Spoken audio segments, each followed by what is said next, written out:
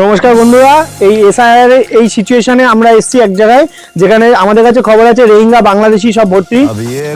বলছিলাম দাদা, আপনার বাড়িটা কোথায় ঠিক একটু বলুন।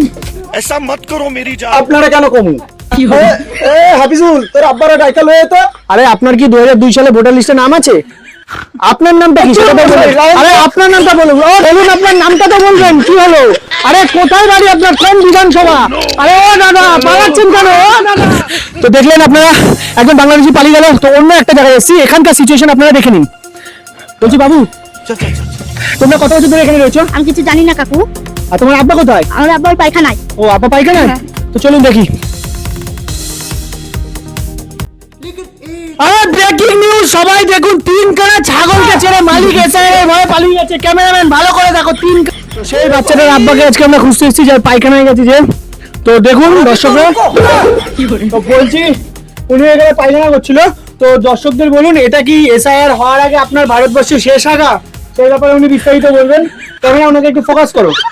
বলছি, এটা কি আপনার শেষ আগা ভারতবর্ষে? আরে কি কন, কি হলো? আপনার 2002 সালে নাম ছিল ভোটার লিস্টে, কিছু তো বলুন। চুপ করে আছেন কেন? আরে বলুন না। আরে কে বলেন তো?